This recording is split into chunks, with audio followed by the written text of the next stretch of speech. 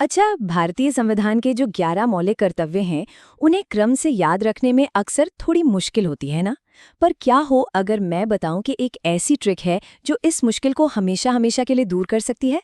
आज हम एक ऐसी ही जबरदस्त और बिल्कुल आसान सी ट्रिक को समझने वाले हैं, जिससे ये सारे कर्तव्य आपके दिमाग में बैठ जाएंगे। चाहे कोई एग्जाम की तैयारी कर रहा हो या बस एक जागरूक नागरिक के तौर पर इन्हें जानना चाहता हो, इन 11 जरूरी कर्तव्यों को सही क्रम में याद रखना सच में एक चैलेंज बन जाता है। इन्हें भूल जाना बहुत आम बात है, सही कहा ना?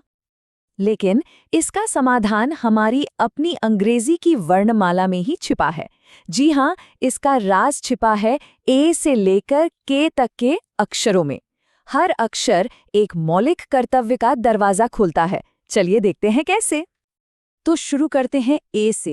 ए से याद रखिए एंथम, यानी हमारा राष्ट्रगान।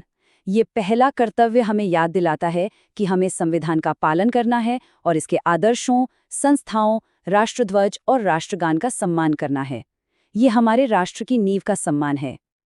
अब आता है बी, और बी से हमें याद आते हैं बापू। बापू यानी महात्मा गांधी, जो हमारे स्वतंत्रता संग्राम के सबसे बड़े प्रतीक हैं।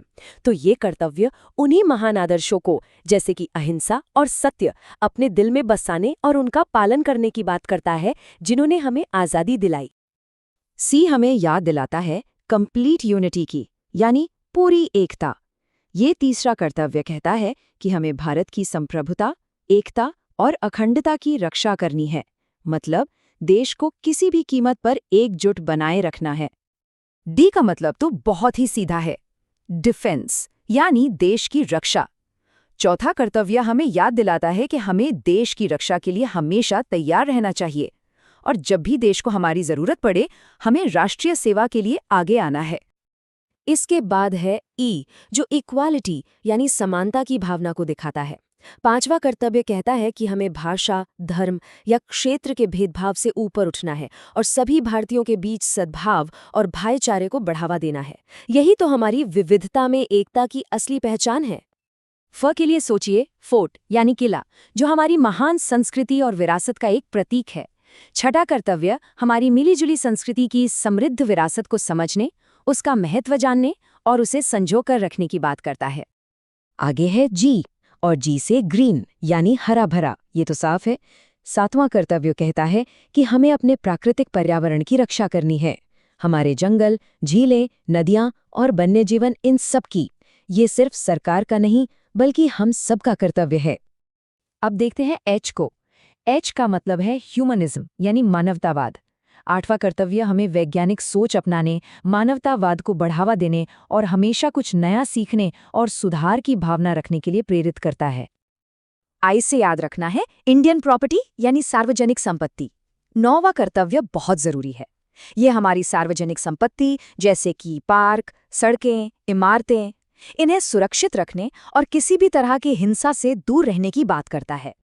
जे का मतलब है जॉइंट एक्टिविटी, यानी सामूहिक गतिविधि।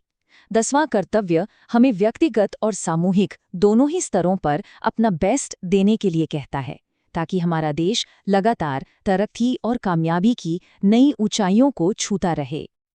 और आखिर में के से है किड्स एजुकेशन, यानी बच्चों की शिक्षा। ये 11वां और अंतिम कर्तव्य हर माता पिता या अभिभावक को ये जिम्मेदारी देता है कि वो 6 से 14 साल के अपने बच्चों को शिक्षा के मौके जरूर दें। यही तो हमारे देश के भविष्य की नींव है।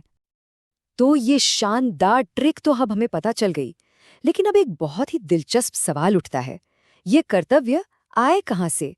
क्या ये हमेशा से हमारे संविधान का हिस्सा थे?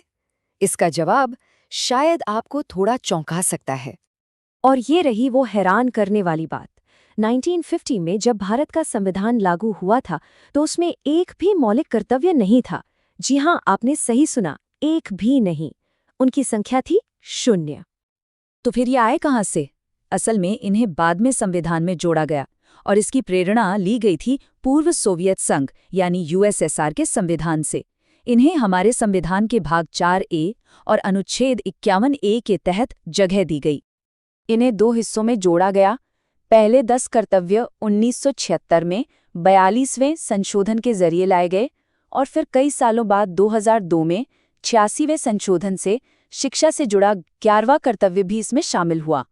तो मतलब ये एक क्रमिक प्रक्रिया थी।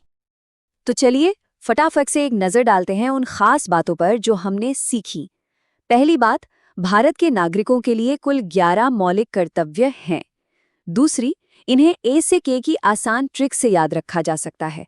और तीसरी, ये जानना भी जरूरी है कि ये मूल संविधान का हिस्सा नहीं थे, बल्कि इन्हें 1976 और 2002 में 2 अहम संशोधनों के जरिए जोड़ा गया था।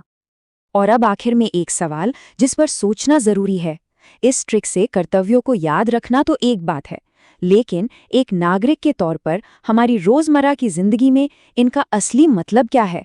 ये एक ऐसा सवाल है जो सच में सोचने पर मजबूर करता है।